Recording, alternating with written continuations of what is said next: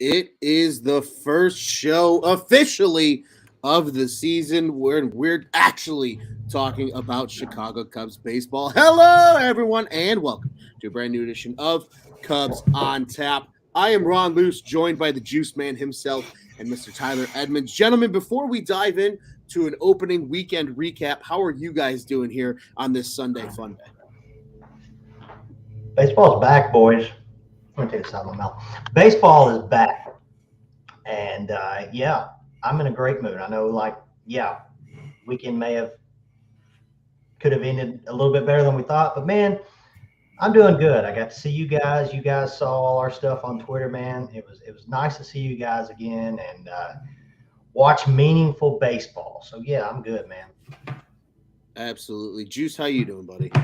Sour Sunday. Sour Sunday. Hey, that's fair. You know what? Because I think there is a lot of sour that's going to be shared across all three of us before this show is over today. But guys, as Tyler mentioned, we had a great time on opening day. All of us able to get together. Only Nick was unable to show out of the five of us, but the three of us here plus Joey, hashtag Where's Joey, was in full effect at multiple times on Thursday, as always. But we had an absolute blast. Got to take in, obviously, a great Cubs victory, shutout win, 4-0 on Thursday over the Brewers. We all got together, had some beers, got to take in a lot of time over at Murphy's, got some food at Jack Brickhouse afterwards. And it was just a good time, man. We had a lot of fun, and thankfully they got a win. It kind of set the tone for a fun opening day. But then, gentlemen, I mean, the rest of the weekend, kind of a different story now. 2 in a row lost here to the Brewers. I was freezing my ass off in the bleachers on Saturday, and that loss 3-1 to the Brew Crew. Let's be honest, I think we all can confidently sit here and say that probably should have been a victory. And then today was just a snoozer of a game, unfortunately. Mentioned from the Cubs on Tap account. Felt like a bit of a waste of a Pat Hughes Sunday with the Cubs on Marquee Sports Network. But gents, let's dive into it a little bit here because couple overwhelming themes. I think that's what more of this show is going to be rather than breaking down each game separately. One overwhelming thing I think we can feel really confident about here is Dansby Swanson has come out of the gate firing.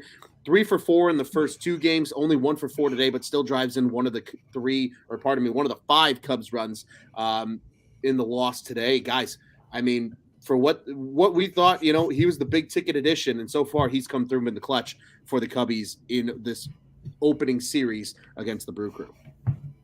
Yeah, he's been really, really solid. I think defensively makes a lot of great plays as well. A couple of highlight reels already for the Gold Glove, hopefully highlight reel he's having this year. But so far, you can't have buyer's remorse on that, right? I mean, we've really watched him be really consistent and go the other way and be a professional hitter, which I think for the sake of the Cubs it's a save because this series kind of showed they have a lack of professional hitters sometimes in that lineup. And without him, we're probably really doing the show and looking really bleak in terms of what happened for this series.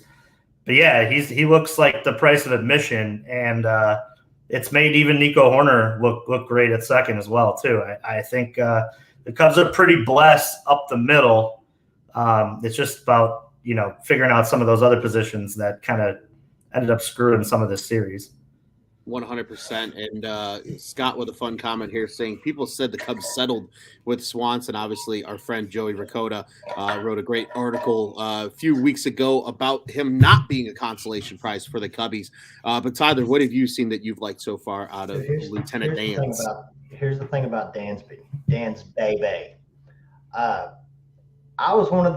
I said to begin with, as far as like him starting off slow, he has in the past few seasons been prone to a slow start. And we talked about, this year playing his home games at Wrigley. Don't be surprised to see a slow start out of Dansby. So with that being said, if this is a slow start for Dansby, I tweeted earlier, he's on pace right now for nearly 500 hits this year. So, whatever's past the sky, like people say the sky's like space or like another galaxy is like the limit for him. But like, how cool was it today? I catch the first few innings, but like, how cool was it? And I can get used to this. Nico Horner, leadoff single, stolen base, Dansby hits him in. Mm-hmm. Love it. I'm going to get used to that all season long. And then the game we were at, like Dansby stepped up, like back-to-back 3-hit games, multiple outstanding plays at short on day one. Had some heads-up plays yesterday, had some heads-up plays today. So, yeah, so far, kind of like to go off what our boy Scott said. People said we settled with Dansby. If we settle with Dansby, good God, like I said, he's on pace to just blow everybody out of the water at short this year. But I like what I see so far. Yeah, 100%. And you guys mentioned it, right? It hasn't been just one thing or another that Swanson did in these first 3 games. It's been a bit of everything. Obviously, day one, he's making the unbelievable, turn twos, making them look so easy, the picks, everything like that. Saturday had the crazy throw practically from his ass to get the runner at first. And then today even, right, just a high IQ play from him, an aggressive take by Mitchell trying to score there from third base, and Swanson gets the throw into Gomes, and they save a run, which obviously in the end it didn't matter, but who knows, the way that game was playing out at the time, it could have mattered. So still just heads up plays all around from Dansby Swanson. So far so good, I think, on that front with Dansby. We also have touched already on Nico. Again, maybe not the greatest hitting weekend for Nico, but still a lot of impactful plays, I think, for Nico over the course of the weekend. I don't think any of us are concerned about Nico Horner going through. But then the third guy in the order, who probably didn't get as much love over the weekend as he probably should have, and that was one Ian Happ. Had a pretty good weekend overall. Opening day goes 1 for 2, gets on base 2 additional times via the walk. Obviously has the big bomb, first home run of the season officially for the Cubs in that loss to the Brewers. Then on Saturday had 2 hits in that one as well. And then even today, sure, he goes 0 for 2, but another 2 walks again today and a run scored. So Ian Happ is just getting it done. The plate discipline arguably looks better than ever. I mean, he's walked 4 times already in just these first 3 games. He's getting hits, and he's shown off the power already. Really starting to feel like he is coming around, and kind of, if he keeps this pace up, he's going to make a really tough decision for this Cubs front office at the end of the year. Do you pay the man, or do you let him walk thinking that your outfield depth in the prospect pool is ready to replace him? Because so far, again, it's really been a tale of 2 sides of the lineup, and we're going to get to that here in a second. But 1 through 3 has been where all the offenses come from, and it's been rounded out by Ian Happ. How do you guys feel about Ian's start to the season so far? So far, so good. Like this is exactly what he needs to be doing. Like as far as for a contract year, it's kind of like we talked about earlier. It'd be nice to extend Ian. But like I feel like for Ian, he needs to basically take what he did last season and just go even further with that. And so far, he's done that so far. Like, let's say this series so far, had he had an 0 for series with multiple strikeouts, we'd all be sitting. There'd be a lot of Cubs fans sitting here saying, "Well, it's probably a good thing we didn't extend him," even though it's just the first 3 games of the season. But yeah, this is exactly what he needs to be doing. So once again, just like with James, you love to see it. 100%. Juice?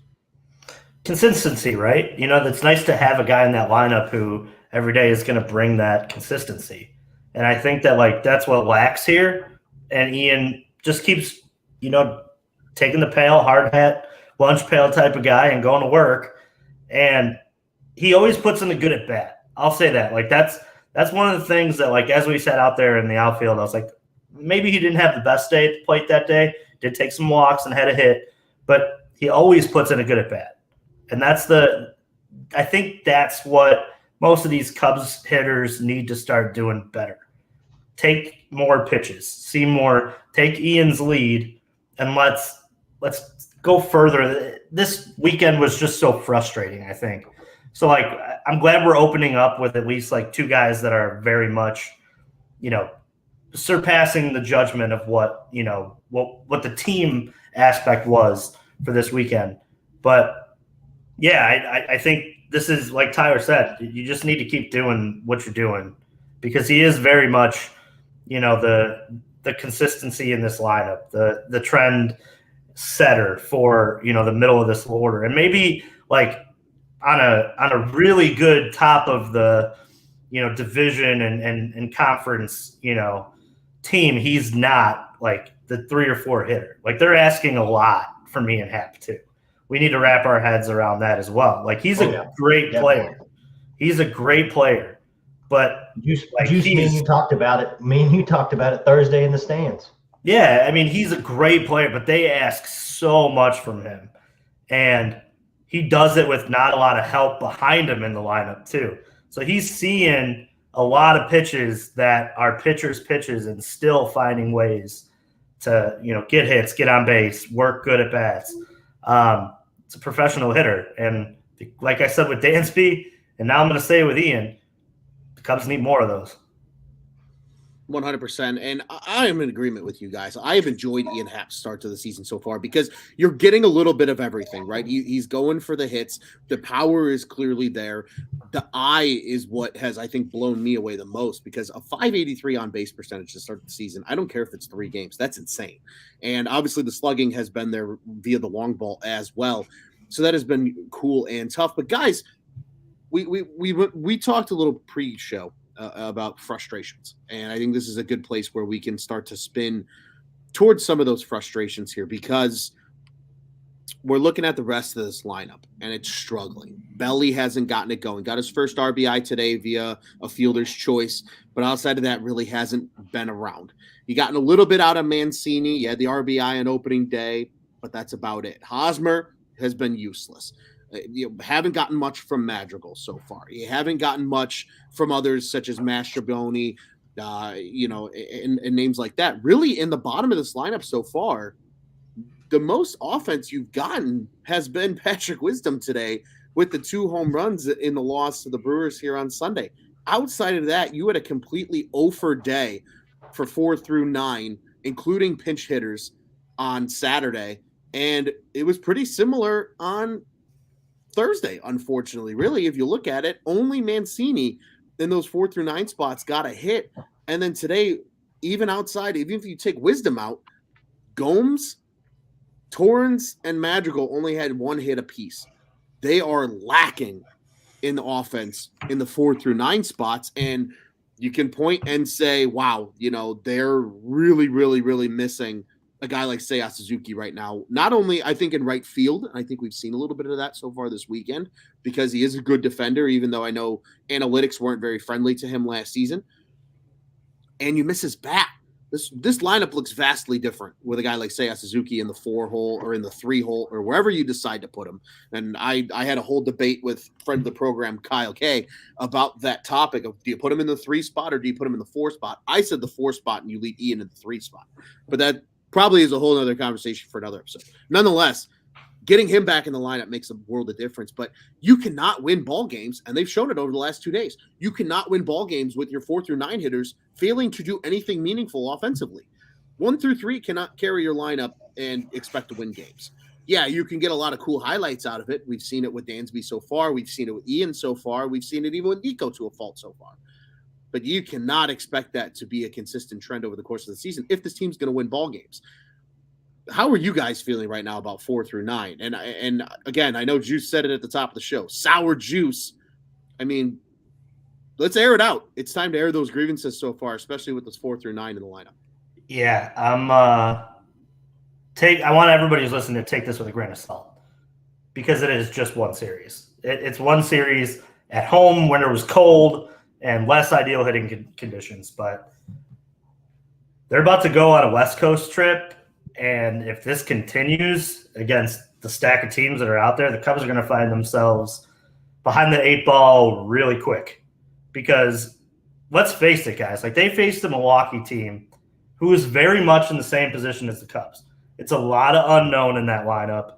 It's a lot of, I don't know what we're going to get.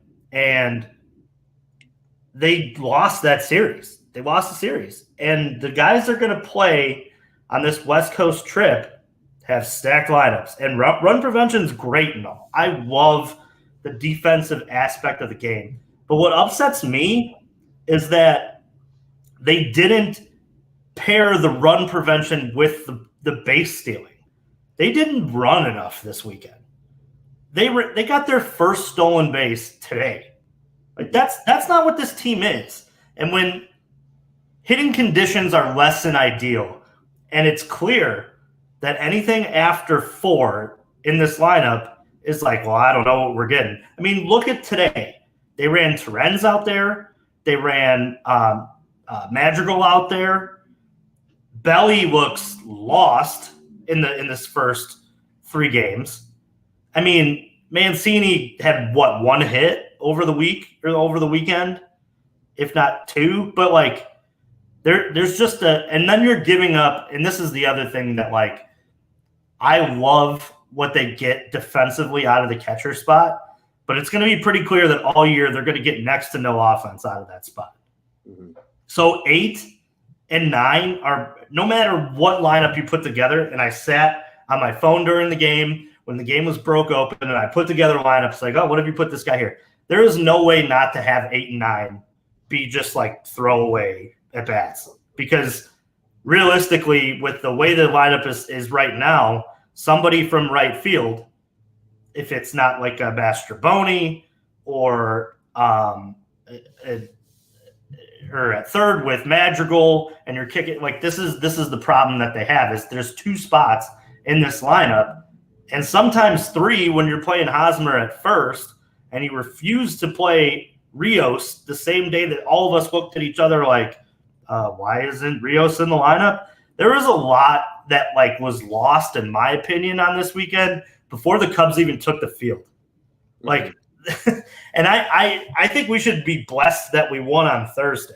Like, let's be honest here. Like, Stroh worked out of some trouble. They got some timely hitting, but the Cubs didn't blow the doors off of the Brewers that day. It was 1 inning of the Brewers somewhat throwing the ball around. Mistakes, yeah. And a few, mental errors within the guy, going to second base with the ball. And then I think that was, I think Ian Happ was safe at second or something along those lines. Like they gave them like 5 outs in that inning, and the Cubs were still only able to put around. But we'll take 4 with this team every day and twice on Sunday if we can get it. But there's just, there's a growing frustration if this doesn't change. And mind you, it's 3 games. If there are guys like Christopher Morel and Matt Mervis down in AAA doing what they're doing, and they're hitting, it becomes a problem, because you look at this team and you go, what's this year for? Is this to be bad again and to trade some of the 1-year contracts that they got? Or are we trying to win? Like, what precedent are we setting for the season here? And that's what was so frustrating about this weekend. We're going to go back and forth on the bullpen, I'm sure, in this episode, but I think that eventually gets filled out. That gets figured out. The starters, for the most part, were pretty good this week. Defensively, they were elite. But there's 2 things that they didn't do. They didn't have the timely hitting, and they put the lineups out there that kind of showed they weren't going to have timely hitting for most of the weekend. And they didn't run. That's the one thing that upset me most about this weekend. Run. You had 2 guys on that mound, 2 righties that are slow to the plate, and a Victor Caratini who, he's okay. I mean, he's not a great.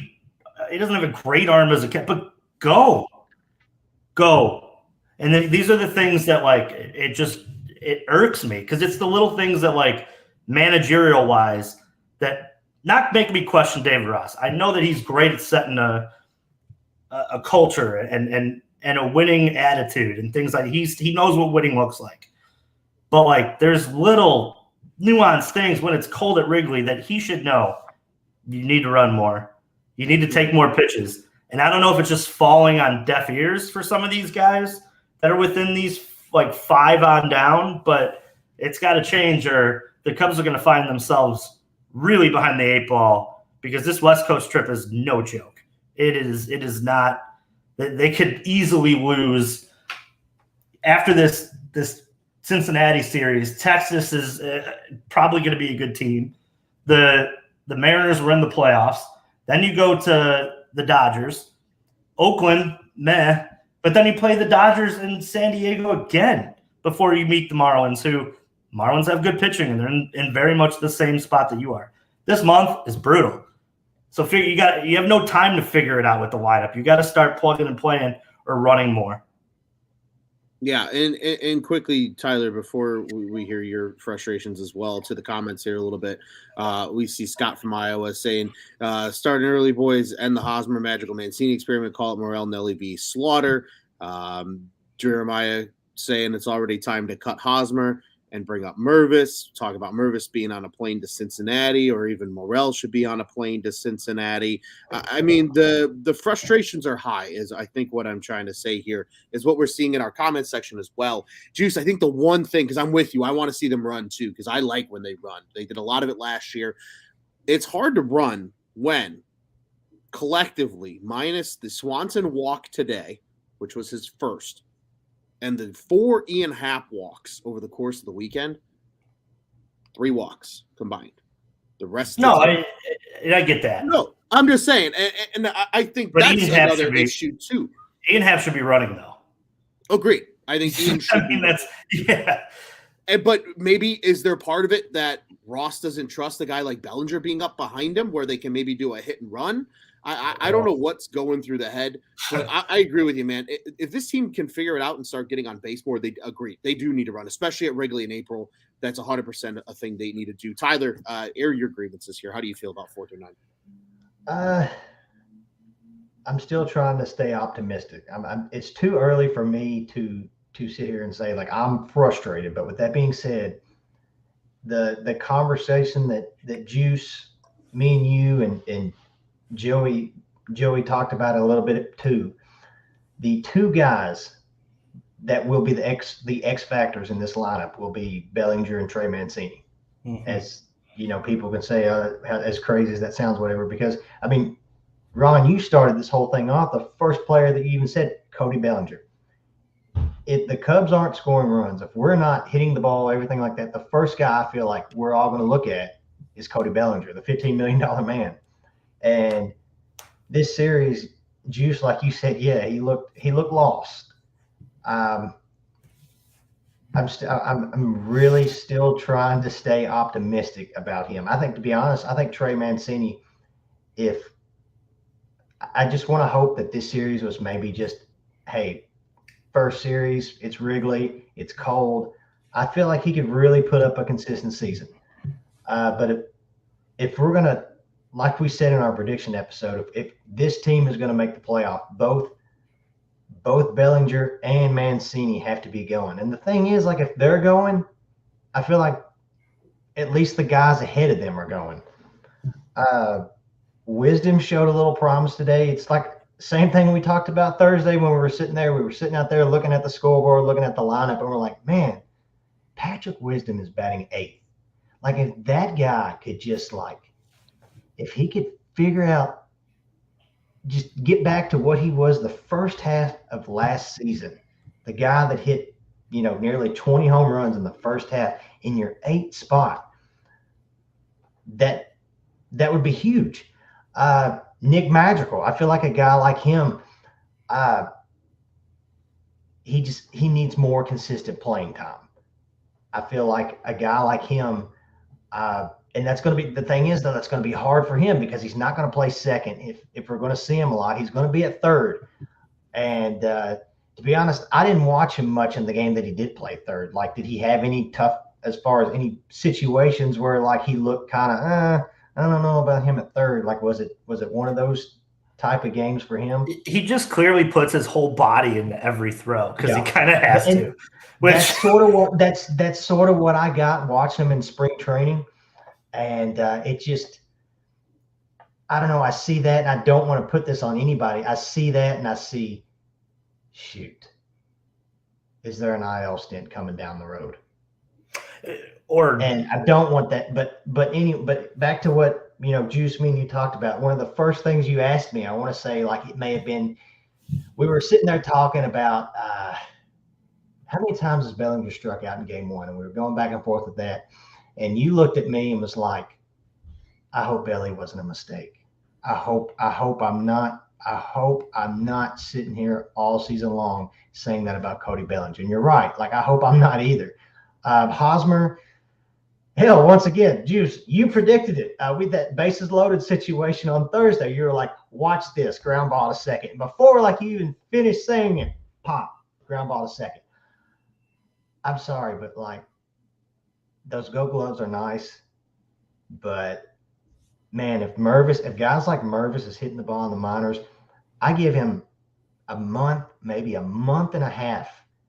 And if he's still doing what he's doing right now, like I get it. It's early. I don't want to sit here and sound all salty. I mean, I get it. It's just the first series of the season.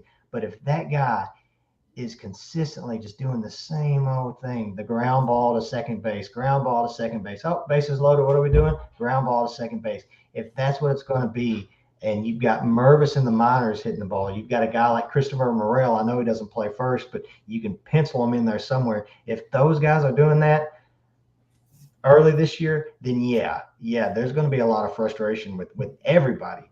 But yeah, I'm trying to stay optimistic, but at the same time, I'm glad we're playing Cincinnati this coming up week. I'm hoping that's a slaughter. I mean, I don't even know who plays on that team anymore. But then once again, Juice, you said it, man, that schedule coming up, it's brutal. And so just consistent long at bats. And I feel like, you know, even bringing a guy like Sayed that can do what he did at the beginning of the year with his consistently long at bats, if guys can figure that out, man, I think we'll be all right. But big if.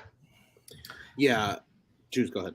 No, I just you named, and I tweeted out earlier today that I have a tweet or a take that Scott from Iowa is going to love, but somebody else somewhere is going to hate. And my take for that is Patrick Wisdom has gotten off my shit list. I will not be giving Patrick Wisdom any Patrick Wisdom slander. And it's not because I love Patrick Wisdom. The Cubs have two names that frustrate me way more than Patrick Wisdom probably ever will. And it's Hosmer and Cody Bellinger right now. Cody can get out of the doghouse eventually. To me, I don't think I'll ever be sold on Eric Hosmer. What, and YouTube, maybe you can help me. What do the Cubs owe Eric Hosmer? What do they owe him? Like $700,000. Like No, maybe one game. I know what you're saying. One game right. worth of beer sales. Yeah, if we're talking physical dollars, but I just like, what is his ceiling for hitting is like 230, right? Like that's what we're talking about. To me, Matt Mervis's floor is a 230 hitter. Oh yeah. What are we talking about here? Oh yeah. And Joey mentioned it the other day. How important is defense at first base when you have guys riddled around that infield like Nico Horner and Dansby Swanson? And I'm going to even give Patrick Wisdom some. He's made some great plays over at third over the course of, the last couple of years he's been here. I'm not going to say he's elite defensively, but up the middle you should be fine. And you have catchers who are able to throw to bases. So how important is Eric Hosmer defensively to this team? There are a couple of plays. I'll say this. There were a couple of plays on Thursday that were very important. Yeah. But it was when the game was – it's as easy as adding a defensive replacement guy and having that sub at the end of the game to sub out for defense. I sit here like – and I look at that lineup, and every time he's in the lineup, I go, well, there's 0 for 4 right there, or at best 1 for 4. And this is the problem that – I shouldn't be out in left field with you, Tyler, and going, here comes the ground ball to second base. I shouldn't. Man, it was so perfect. I shouldn't. But I knew that was going to happen because the minute he came up, you knew he was going to be jumpy at the plate, trying to get something done, and the pitcher threw a pitcher's pitch, and the first thing he does is roll it over. I'm sitting there, take a pitch. A lot of this whole lineup structure could be solved if these two guys we're talking about, or three guys, just took a pitch for a second. mean, how many times does Belly come up there and we're like, he's swinging at a slider that's, in the other batter's box, over the weekend, or up and in, and he can't get the bat to it. Like, there's just some things that are just super frustrating as of right now, because it comes with more patience. And I just don't have patience for guys like Eric Hosmer anymore. I just don't.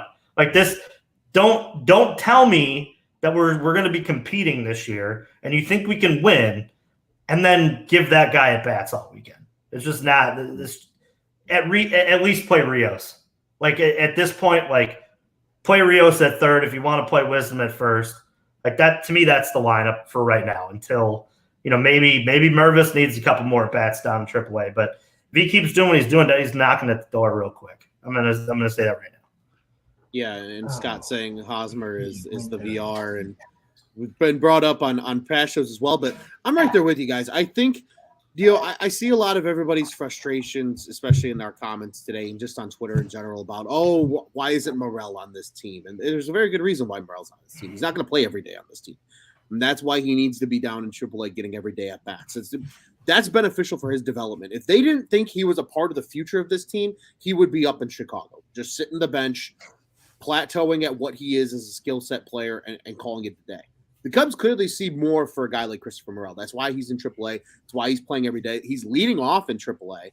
He's played 3 separate positions in 3 separate games. And I feel bad for Alex Cohen.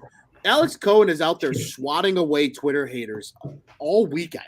Yeah. Just because you get these, and I get it, folks. We're all fans here, but take a step back and don't be a meatball. There's a clear reason why he's in AAA. He's getting the everyday at bats, and he's playing every position that he can. That's just going to benefit him when he eventually comes up full time again to the Cubs, because he played right field to open the season and smoked a triple off the center field wall. Then he comes back in the second game, and I believe he played third base. And then in today's game, Sunday, where they miraculous 12-11 win after Caleb Killian got smashed around in the first 2 innings, he had a home run. He's getting what he needs. Mervis is in the same boat, but the noise will be louder for a guy like Mervis because there is less of a block for him to get to the pitchers. Right. And rightfully so. I mean, he's had a great start to the season. Night 1, we were Friday night. We were chilling at the Airbnb.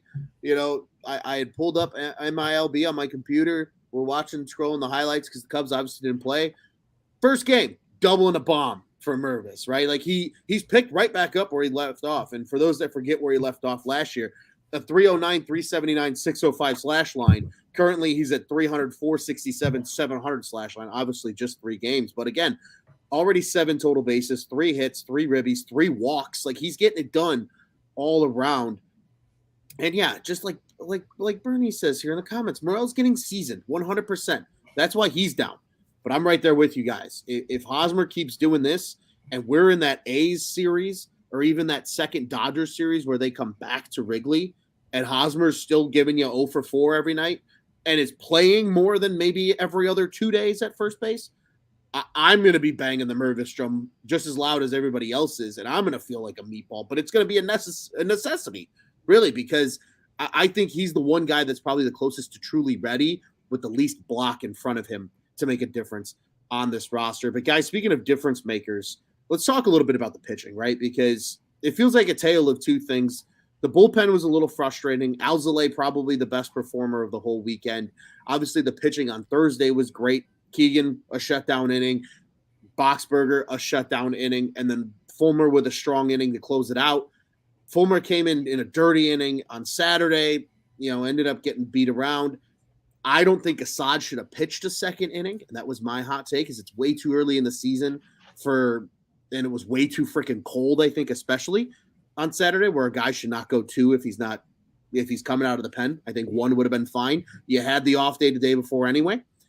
That burned them. And then today, Merriweather got banged around. Obviously, Tyone got hit around a little bit today. But, I mean, I think we can all say we're happy with the starting pitching. Stroh, 6 shutout innings, 8 Ks, had the 3 walks. Steele arguably one-up some on Saturday of 6 innings, 3 hit, 1 walk, 8K ball.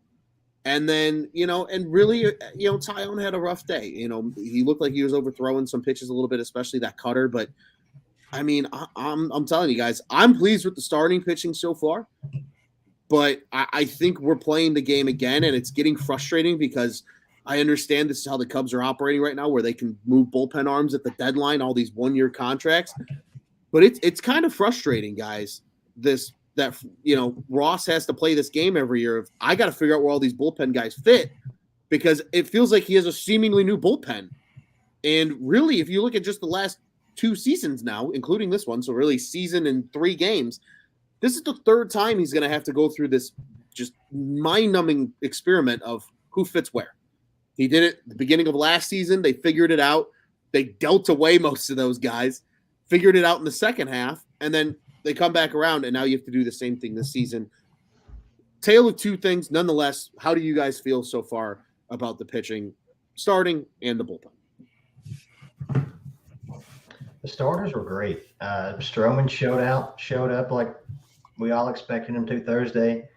Steele, I want to be honest, that first inning, I was like, man, this could be a rough one. And then he turned around and threw 5 more solid innings. I was like, that first walk he gave up at the very beginning of the game, I was just like, man, this could he looked like he may have been just a little off, and then just came out that second inning and showed out. And Taillon, yeah, he got roughed around a little bit today, but like I think the pitching's going to, at least the starters they're going to figure themselves out as far as, I'm not worried about them. The bullpen, here's the thing about the bullpen. It kind of goes with the offense that we just talked about earlier. Let's just say the bullpen does figure it out. And let's say the offense doesn't, as far as, the back half of this lineup, and we're in the same spot that we are last year. Don't be surprised to see the same thing that happened at the trade deadline happen this deadline. Because, like, why not? But as far as Alzolay looked great today. Alzolay was solid. That could be a guy that we've said before could end up closing games. We all looked at each other on Thursday when Fulmer came in, and we were like, because you asked me, like, who's closing this game out? And we were sitting there going back and forth. And then Fulmer shows up, and we're kind of like, he wasn't bad, but it's like, I see Fulmer more of a guy throwing, 2 innings, 3 innings, kind of like what Assad did, or what Assad did yesterday, something like that. And Merriweather, yeah, he's got good stuff, but man, he's gonna have to figure it out, because 5 hits, how many walks did he have? 2. 5 hits, 2 walks. It's early, but I'm not as concerned with the bullpen as I am with the offense. Completely fair, Juice. Yeah, I think Merriweather by the end of this may get like the Carl Edwards treatment in some retrospects.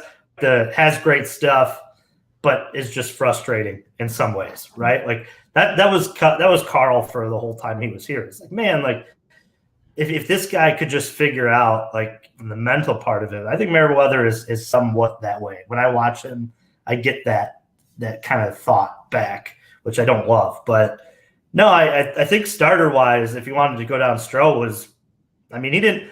The great thing about Stroh on Thursday was he clearly had good stuff, not great, and battled.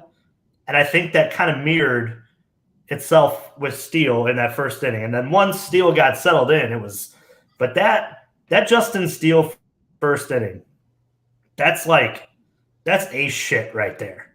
Like, to go out there and they're trying to get to you early and you just don't got it early, but then you settle in.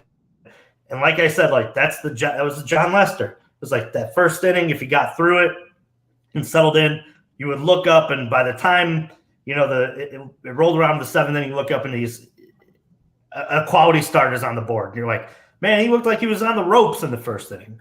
Like, these are the things that like I'd love to see, and that's growth. That's absolutely growth out of Justin, and that's kudos to him, though, man. Like it takes a strong. It takes a strong athlete to be like, I hadn't got it, but I'm going to battle. And he got the break, with the double play, and then from then on, it was, smooth sailing. The bullpen, I'm going to join you with that, Tyler. I'm not as worried because I think that there's a lot of unassigned roles so far. There's a lot of figuring out that has left to do. I don't think the arms are lacking out there. Like, I think every guy who came out this weekend, we could say has plus stuff. I don't think there were a lot of guys that you look on and you're like, why does he have a roster spot who are out there in the bullpen? It's just a matter of figuring out like when you can use this guy, when you can use that guy. And they're hurt in that spot right now. I mean, they really miss having Everyday Hughes out there.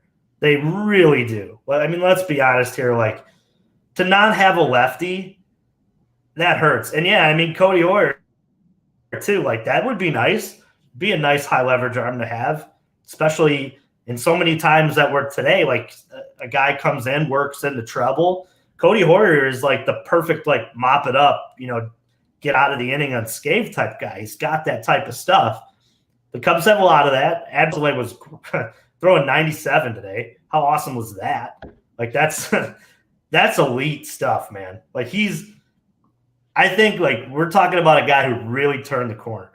Like, it's I know, and Joey too had talked about this at length about how, his stuff and his swing and miss stuff with the slider but if he's able to throw that slider and get soft contact as often as he does, and then pair it with 97, that's a weapon, and that's a multiple inning weapon that they have.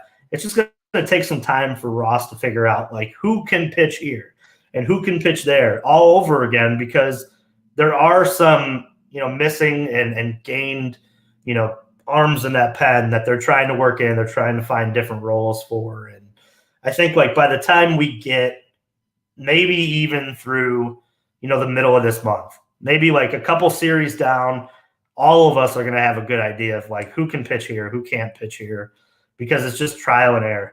They're just trying to find the hot guy as of right now. But yeah, I'm not as worried. The pitching was great. Just wish that they had more to put on the board to back up the fact the pitching was so dominant. But again, that's going to come hopefully maybe with some help from AAA or some guys changing their approach. Yeah, 100%. And quickly to anybody that's listening to this in audio only form, when Juice brought up Brandon Hughes, Jeremiah's comment here saying, can't wait to get Cody Hoyer and Brandon Hughes back. And absolutely, I think there's a lot of missing pieces still from this bullpen that are going to be inserted into that pen in the coming weeks. So you have the guy like Brandon Hughes, your everyday lefty who was sensational, down the stretch last season. You get him back into the fold. You get a guy like Cody Hoyer at some point this season coming back into the fold. He's going to be integral down the stretch, especially probably June and beyond, realistically, when we'll probably see him. And yeah, you got Adbert. You know what you kind of have with Keegan. There's a lot of guys that they kind of know what they have. And once this bullpen gets healthy, you're going to see the Ruckers and the Merriweathers and some of those guys get flushed out.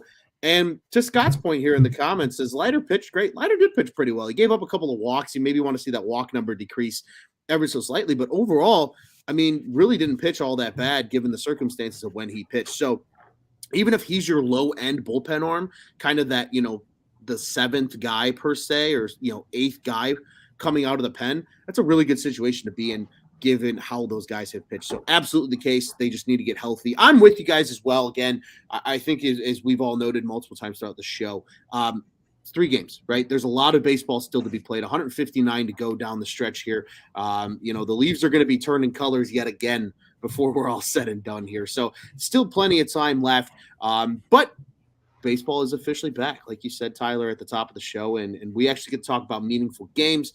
Quickly, before we kind of start to scale the show down and start to wind our way out of here, reminding everybody we'll be back to our daily shows every time there's a game. Monday through Thursday games, we are confirmed absolutely on. More than not, especially Friday afternoon games, we will be with you on a Friday show.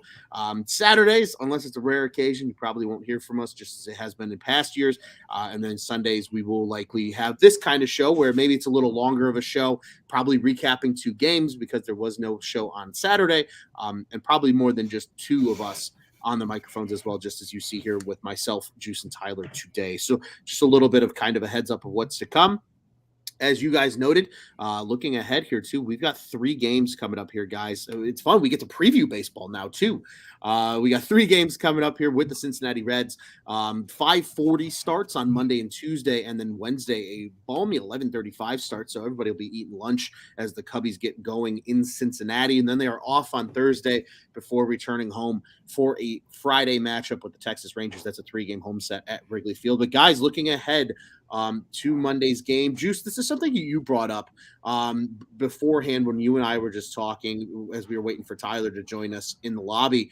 You turn it over now to the 4 and 5 spots in the rotation in this series. We will see Stroman on Wednesday in that series finale against the Reds, but it will be Drew Smyly on the bump for the Cubs in game 1 against Cincinnati. He is going against right-handed pitcher Mr. Overton. And as I mentioned, that is a 5:40 Central Standard or Daylight Time start, pardon me. Gentlemen, what are we expecting here on Monday from the Cubbies as they visit Cincinnati Reds at Great American Ballpark? Lots and lots of home runs in that little league ballpark of that bullcrap town in Ohio. I'm hoping that they take this series loss and they're like, all right, it's the first, you know what? We got that out of the way. Now we're going to start rolling. Let's roll in here to, little bitty Cincinnati, and let's just tee off on these little leaguers, because I could name you 3 guys in this lineup. So yeah, I hope they just show up and they just smash. That's what I'm hoping to see. I like it, Juice.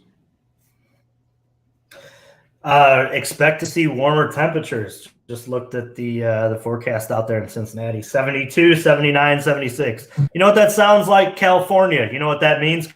Cody Bellinger hit the baseball out of the ballpark. I like it. I agree with you guys. I want to see some offense.